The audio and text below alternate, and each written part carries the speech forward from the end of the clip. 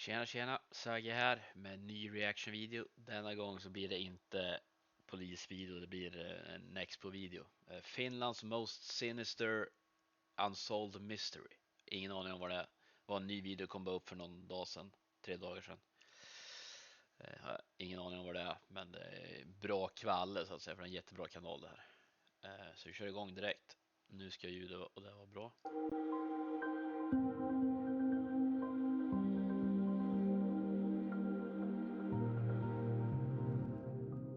On the 4th of June 1960, 4 teenagers decide to camp at Lake Bodom in Finland.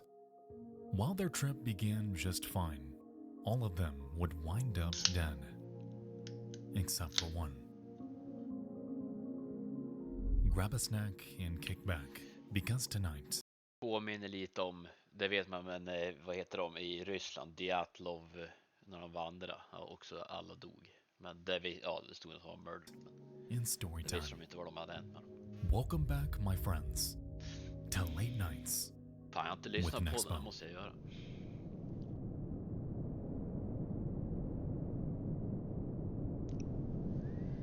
You awake from a shallow sleep. For a moment, you think it's morning already. But then you remember, it's still night. During the summer in Finland, midnight is indistinguishable from dawn. From where you lay inside your tent, the night sounds perfectly peaceful. Crickets chirp softly outside. Not far away, the lake's gentle waves lap rhythmically against the shore. It's idyllic. And yet, you can't shake the sense that something is wrong. Something imminent. Then you hear it. A crunch of foliage outside the tent. Then a quick twang. The sound of a rope snapping.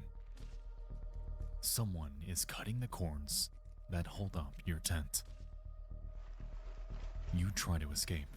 But the tent is already collapsed down around you, smothering your cries for help.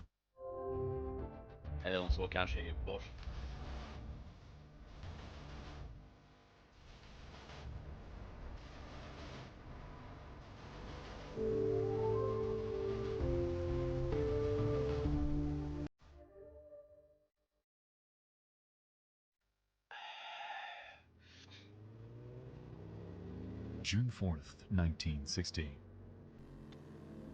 A pair of motorcycles drive through the countryside of southern Finland, carrying 4 teenagers and their camping gear. On one motorcycle sits Seppo Boisman and his girlfriend Anja Tuliki Maki. The other is driven by Niels Gustafsson, with his girlfriend Mila Bjorklund in the back. Mila's 16th birthday is coming up, so it's the perfect excuse for the friends to escape the city for a weekend camping trip.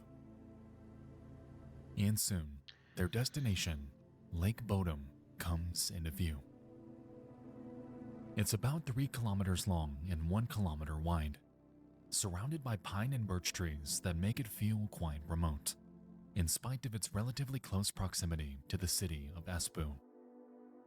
At an intersection near the lake, they stop at a roadside stand. The mature woman working the kiosk is less than pleasant to them. She seems wary of their group, and when asked, she suggests that they camp far away. Confused but undeterred, the group buys some soda and beer, then heads off to find a campsite, as planned. As they pull away, Mila shoots a glance back at the stand. The woman is watching them go. Mila finds herself wondering whether it's safe to camp here. She's already noticed that there are not many tents set up along the lakeshore. There are plenty of hikers and swimmers, and the occasional boat out on the lake. It seems odd that there aren't more overnight campers on the weekend. As they scour the lakeshore for a campsite, Mila, Nils, Seppo, and Anya encounter a handful of day trippers, people there for hiking or fishing, but they make sure to find a nice secluded space to set up. It's not long before they find the perfect spot, a small outcropping on the south shore. They're right by the water, but screened from public view by the trees. They lean their 2 motorcycles against nearby trees and pitch a small tent that's just big enough to fit them all inside. Mila keeps thinking back to the woman who sold them their drinks, the look she gave to the 4 of them, her cryptic warning. Jo, men det kan ju Mila också vara hopes att that hon they won't hatade get in typ trouble ungdomar. for staying here. Gammal kärring, det vet Since man ju this hur is man her kan vara. birthday celebration, she'd feel awful if something happened. But her concern starts to evaporate as everyone settles in by the lake. Och det måste ju vara en känd, eller It's sa been han det, an det måste vara en especially hot känd summer, sjö. Eller so varför the stod cool hon mitt ute i breeze skogen och over the water serverade dricka? is Det kan just inte what they vara... needed. The måste vara någon boys crack känd open their camping. beers. Anya stops complaining about how annoying her dad was about letting her go on this trip. And finally, Mila relaxes as well.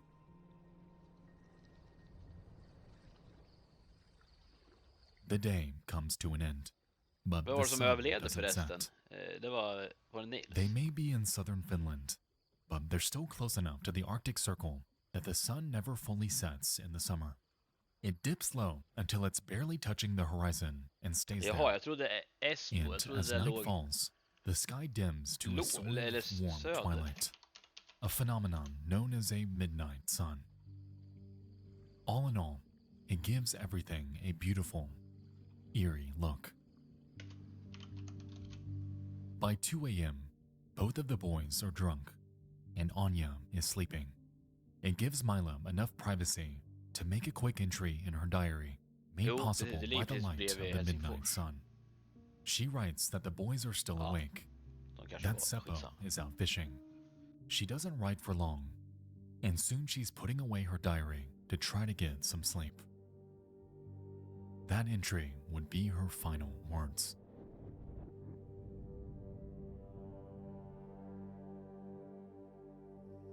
Nine hours later. Morning, by the shores of Lake Bodom. The midnight sun has brightened to a warm summer's day once again. A local man, Esko Johansson, arrives with his 2 sons. They take in the stunning scene before them. If today's going to be anything like yesterday, it'll be perfect weather for swimming. They make a brisk walk towards the lakeshore, eager to plunge into the refreshing water. Yet, on their way, an unusual sight stops them. Kan inte vara roligt att hitta en From a kropp distance, alltså. it looks like a pile of trash. Jaha, det Suddenly, ja, Esko jag skulle seems hitta här. tense, uneasy. He stops both his sons from walking any farther and tells them to stay where they are. He's going to go investigate and make sure everything's all right. He approaches and sees that the pile of trash is actually a tent. It's collapsed in on itself, and there are dark stains all over the shredded cloth. It looks Från like blood. 1960 fanns inga mobiltelefoner. Alltså vad fan gör man? As he draws nearer, his fears are confirmed. There's a bruised and mutilated boy lying on top of the tent, and the body of a young girl partially concealed by the torn fabric. Immediately, Esko runs to the nearest phone and calls 112, Finland's emergency services number, 112? and within an hour, the police are Hade de swarming redan the det scene. 1960 och vi i Sverige fick det The body that had first drawn jättesent. Alltså det Esko's var typ attention is that of var Nils. det 98. He's barefoot and covered in blood. His face and skull show signs of intense blunt force trauma, and the tent beneath him Han är is 96. slashed to ribbons. The Också other så body jävla dåligt att spilling det är out 5 of the siffror vi tent hade. belongs to Mila, Dock så var det så här and the state gamla of her body runder. is even more horrifying. Her bones are broken, Aj. and she's covered with deep stab wounds. She's been stripped from the waist down. Inside the tent, the police find both Seppo and Anya with similar wounds all over their bodies, though none as extreme as Mila's. Each of the teenagers have been stabbed and bludgeoned. They all have broken jaws and severely fractured skulls. Jävlar. While searching the tent, the police make a shocking discovery. Nils is still alive. Fan, The hur kan- 18-year-old boy stirs, moaning in pain. Blood bubbles up from his mouth.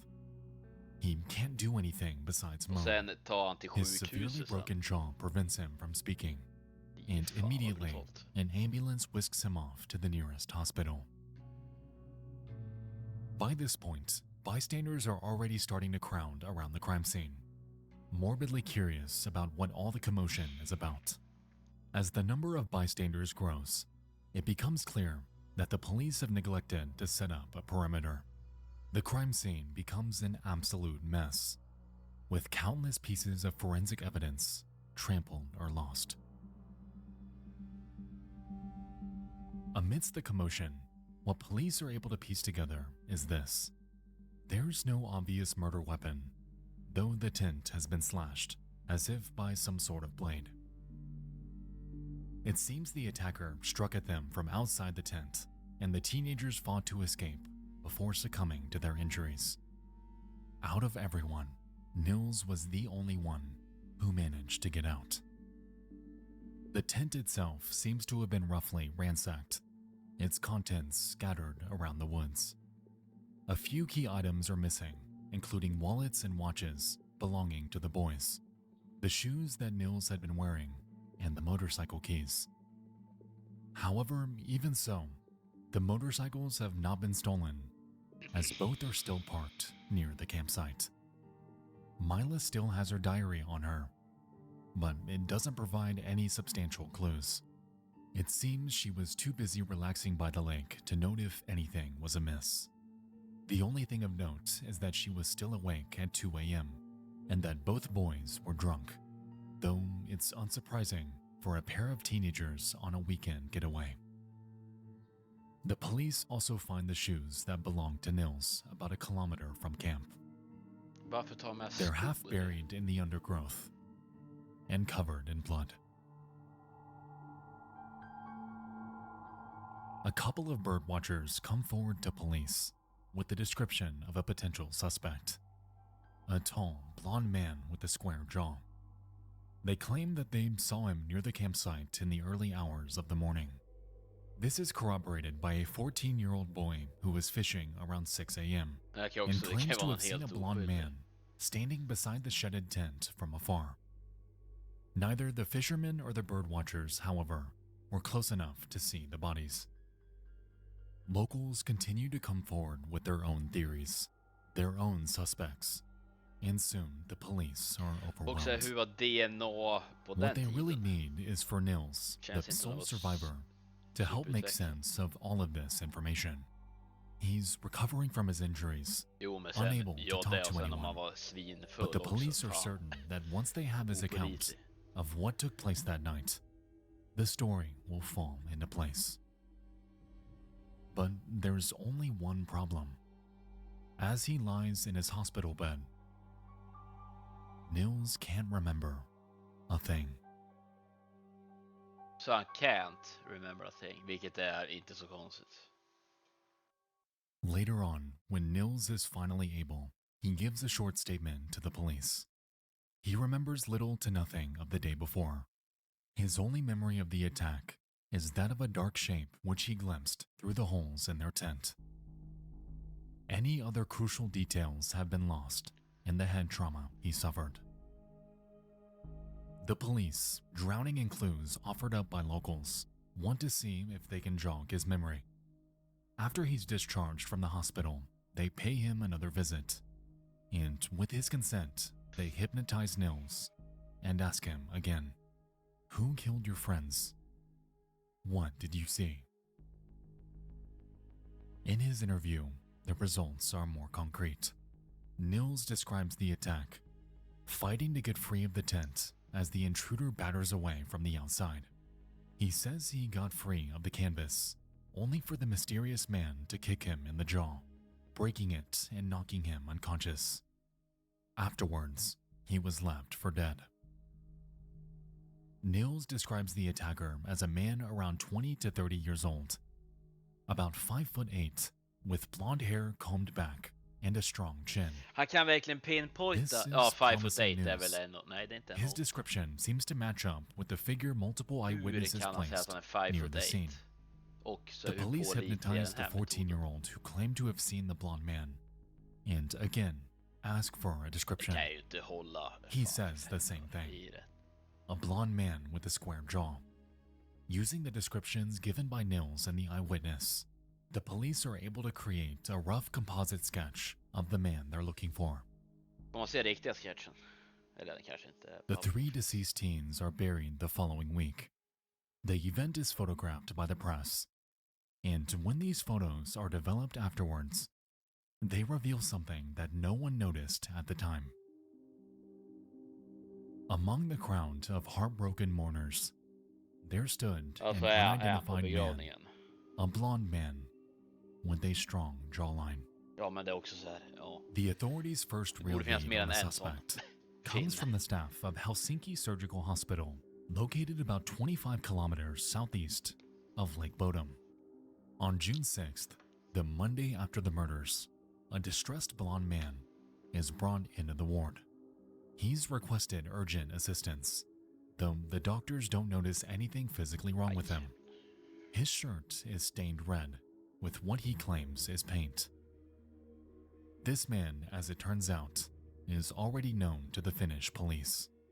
He's a 36-year-old German expatriate named Hans Osman. His background is shrouded in mystery due to his habit of lying and exaggerating his past. Unsubstantiated claims Hans has made about himself include that he was a Nazi guard at Auschwitz, was reassigned when he fell in love with a Jewish woman, and that he was recruited by the KGB after the war. In spite of Var han inte 36? Jo, dum jag tänkte att det är 25 mellan 45 och 60. Det är bara 15. the suspect backstory, Då stämmer. Hans has an airtight alibi. He claims he was with a girlfriend in Helsinki at the time, and she and her family confirm this story. Jaha, ja. It would have been nearly impossible for him to drive all the way to Lake Bodom, commit a gruesome crime, Men det låg ju rätt nära and get back to Helsinki. Helsinki without them noticing. The authorities dismiss him as a suspect, confident that he's not the man they're looking for, Men vad and his oddsen på att han är... red-stained clothes are never tested.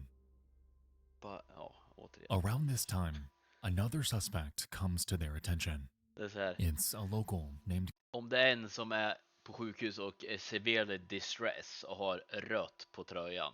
Är det färg eller blod? Man kanske kan tänka sig att det kan vara blod.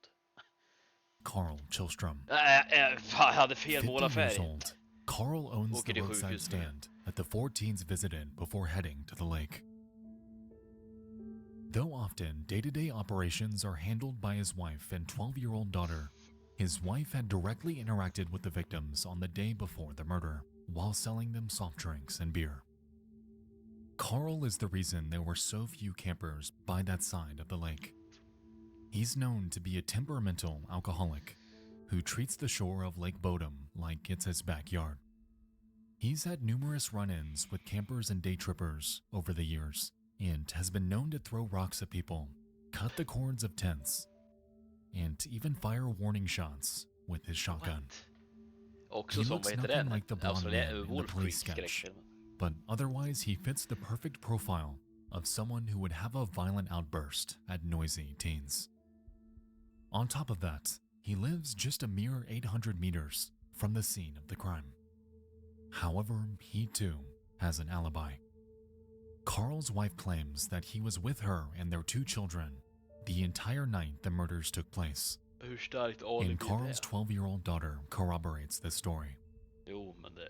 No new 12-åring leads kan turn man up, bara lura. and the case starts to grow cold.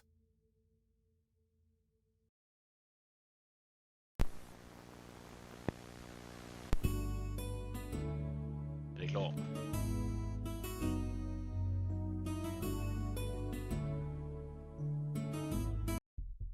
Carl Chillström is drunk 9 again, år senare, holy shit. as usual. He's made his house a living hell for his wife and two kids. At the tail end of his most recent binge, his daughter, now 21, has had enough. 21? The two of them get into a heated argument during which she threatens to call the police. Carl leaves the house to cool off and finds a neighbor who will lend a sympathetic ear. The two men spend the afternoon together, and their conversation eventually turns serious. Extremely serious. Carl confesses that something has been quietly eating away at him for years. That he, Carl Chillstrom, is the man responsible for the Lake Bodom murders. Through tears, Carl asks what he should do. The neighbor, alarmed by this confession, replies that there's nothing for Carl to do. He might as well just walk into the lake, because he has no future but jail if he confesses to the police. Carl falls silent for a long time, then finally asks for another drink. That evening, someone tells Carl's son that his father was seen swimming in the lake a little before 6 p.m. Alarmed, Carl's son borrows a boat, speeding to his father's swimming spot. But he can't find him out on the water anywhere. The family calls the local authorities. Before long, Carl's body is found, 3 meters from where the murders took place. He's clothed, with a pair of wine bottles floating alongside him. At first, Carl's wife rushes to defend her dead husband, insisting that the neighbor must have misunderstood what Carl was saying. But in time, she changes her tune. After years of claiming that Carl spent the night of the murders with her, she ultimately admits that Carl had slept on the couch that night. She had been too afraid of her husband to not protect him. Jo, men då kan jag dra om hon var typ... The press labeled Carl's death as a suicide, but this was never confirmed by police. For their part, they remain unconvinced that Carl is the killer. The confession was only witnessed by one person, and under unreliable circumstances. Both men were drunk, and there's still no probable cause. Even though Carl was a drunk who did hate campers with a fiery passion, there's a big difference between harassing people and violently killing them. For the second time in a decade, they dismiss the possibility that Carl Chillstrom is a killer. Meanwhile, the other long-dismissed Lake Bodom suspect, Hans Osman, actively cultivates a reputation as a Lake Bodom boogeyman. He eagerly tells fanciful, unverifiable stories of his life to true crime magazines. He claims, among other things, that he was a member of the German SS during the Second World War and that he was later employed by the KGB. Though he never admits anything about Lake Bodom, it's clear that he enjoys the limelight. Finally, in 1997, at the age of 73, he invites a journalist to his deathbed. In a rambling interview, he alleges his own involvement in a number of unspecified crimes. The journalist assumes that Hans is referencing another unsolved double murder in the area from 1959, just a year before Lake Bodom. Det är ju som, This vad heter case, han? in Christer, which var inte two han young som campers were bekände killed in för their Gert tent that Fredrik night att det var han som near sköt a Palme? lake, bears undeniable similarities to the Lake Bodom case. Jag tror det. However, when the journalist inquires directly about Lake Bodom, Hans doesn't confess. Ultimately, Hans Osman dies shortly thereafter, leaving his true life story clouded by exaggeration. Jo, precis. For Sa du. Christer Pettersson erkände mordet på Olof Palme just för Gert Fredrik. Fan, så jävla konstigt där. a while, it seemed like nothing new would ever happen to revive interest in Lake Bodom. Any hope at truth has been lost to time Men and också så här, crime scene mismanagement. kanske, för i Sverige hade de ju The 90s roll into the early preskriptionstid på mord. 2000s, För and then, shockingly, there's a sudden development. Forensic science has advanced considerably since the 1960s, prompting re-examination of old evidence. Och det är klart, This directs police to a finns ju new på. suspect, and it's one who's been hiding under their nose Christer the Pettersson. entire time. Det var ju Käringa, han stod där. April 2004. Nils Gustafsson has lived a normal life for the past 45 years. Now in his early 60s, he's retired with a wife Tror and de att two det är han? kids. The events of Lake Bodom seem so distant now, like they happened to another man in another life. That is, until he receives a visit from the police. Va? Plot twist. They tell him that he's under arrest for the murder of Anya, Mila, and Seppo, and he's shot. There's no statute of limitations on murder, but Nils had moved on from that traumatic period of his life, or at least so he thought.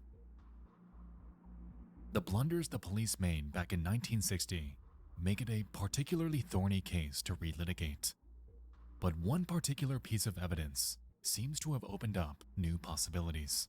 Vad hittar The de bloody kniv med shoes that belonged fingeravtryck? to Nils. The ones that were found over a kilometer away from the scene of the crime. A forensic analysis of the shoes determines that the blood came from Nils' murdered friends, but none of it is from Nils himself. The conclusion prosecutors draw from this is that the killer was wearing shoes when he attacked the tent, and the killer, by this reasoning, is Nils himself. Men varför låg inte han också i tältet? The original description Nils gave of the attacker, that of the blonde man with the square jaw, is no longer considered relevant, as it was given under hypnosis.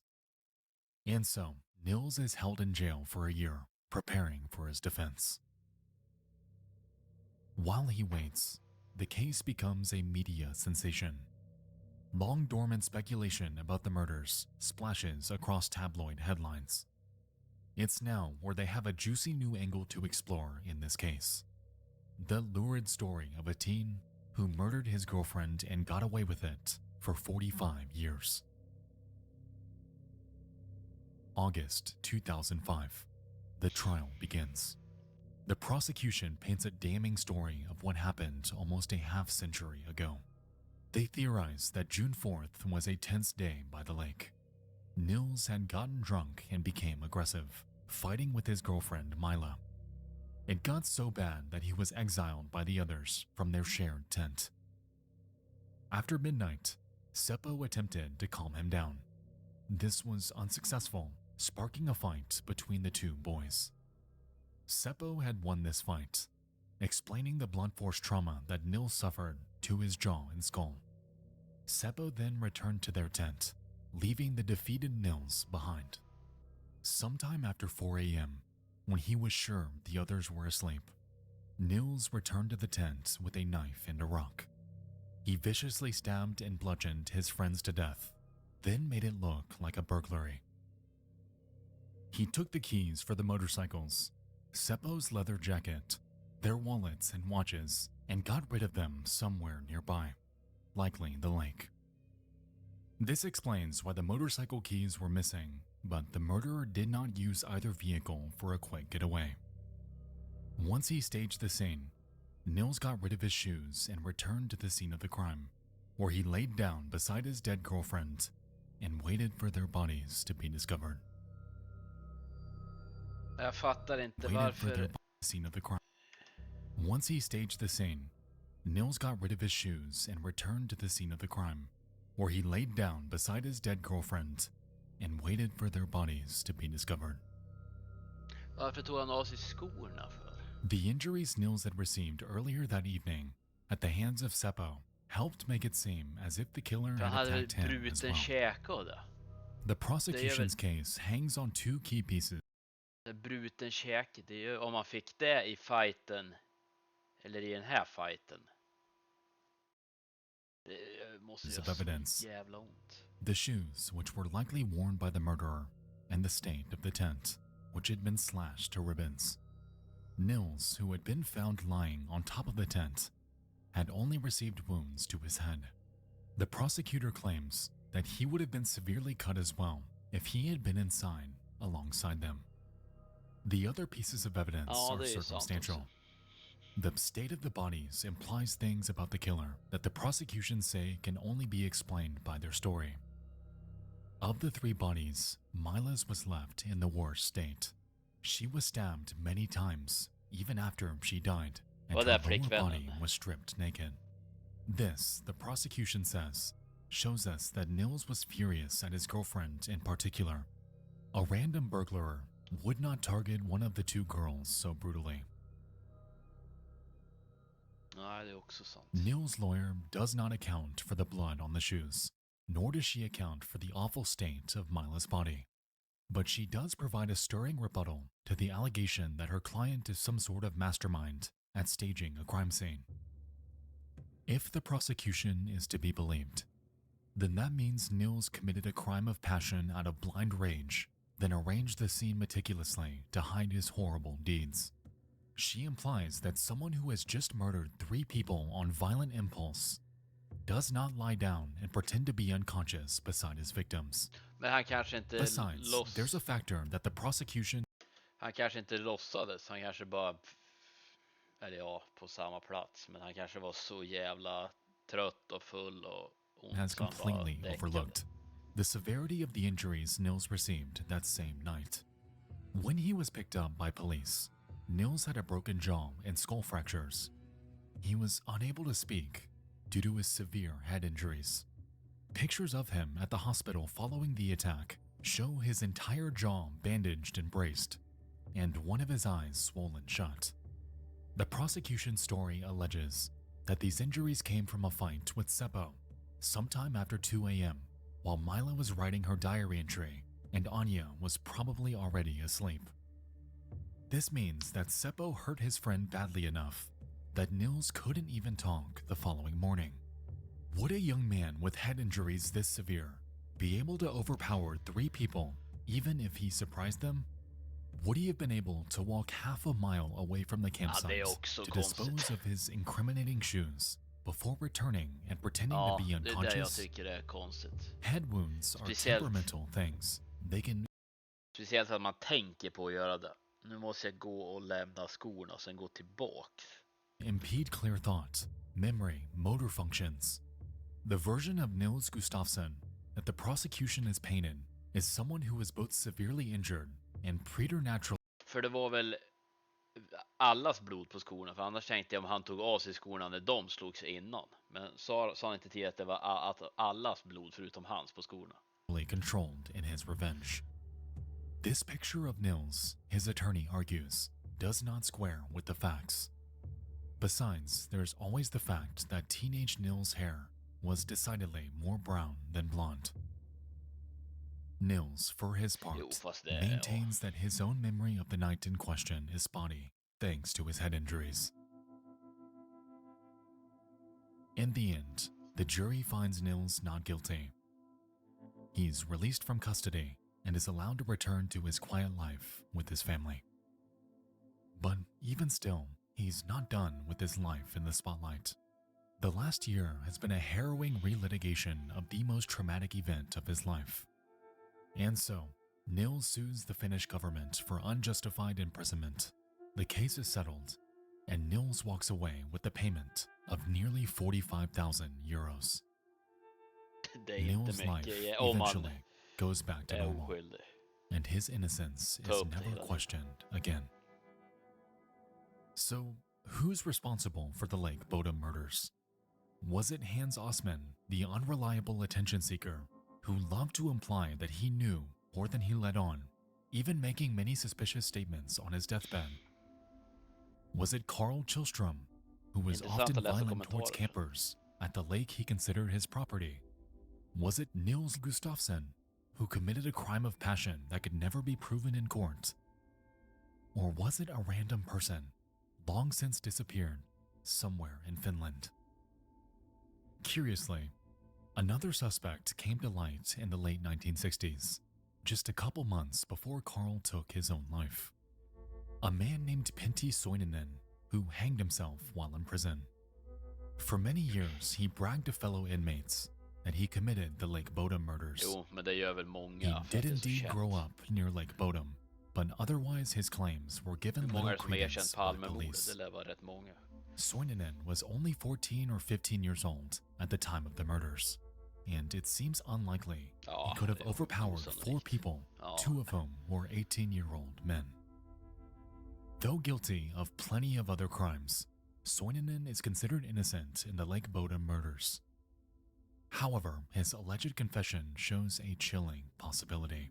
Och de kan väl ha varit flera, eller? Perhaps the murderer's name was never known to police at all. Hur vet de att det bara är en? The tall blonde man, supposedly on the shores that morning and allegedly photographed among the crowd at the funeral in 1960, was never identified.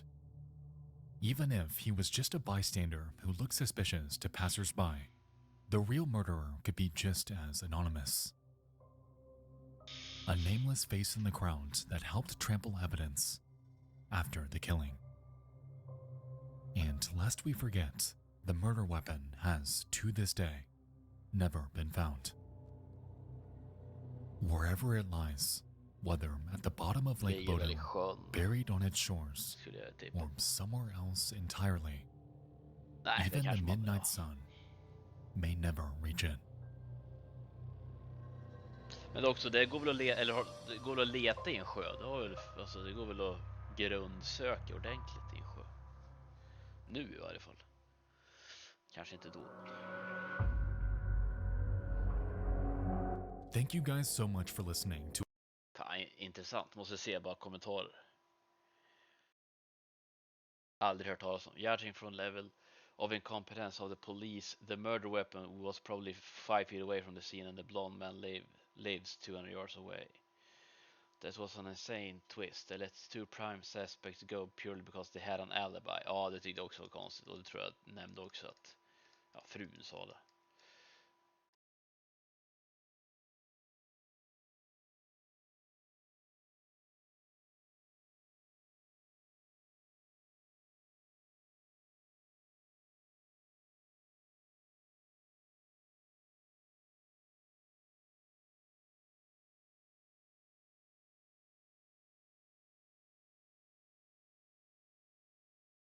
Ja, fasen är det snyggt ritat. Det var det.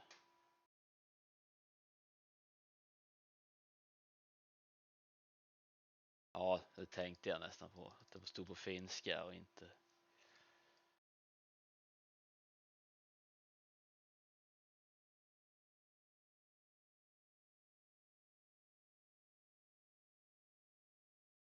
Ska jag bara...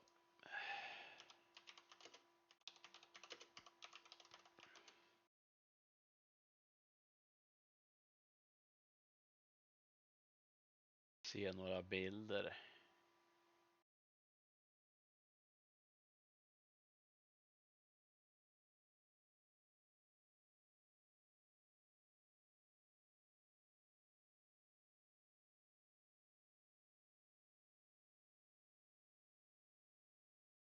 Ja, det var tältet.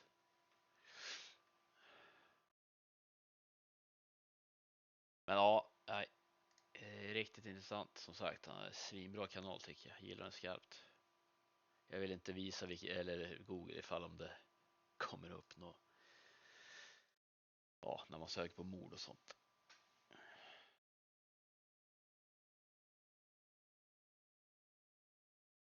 Men ja. Är det där skorna? Nej, det kan inte vara. Ja, nej, men tack för att ni kollade i alla fall. Så hörs vi i nästa video. Ha det gött.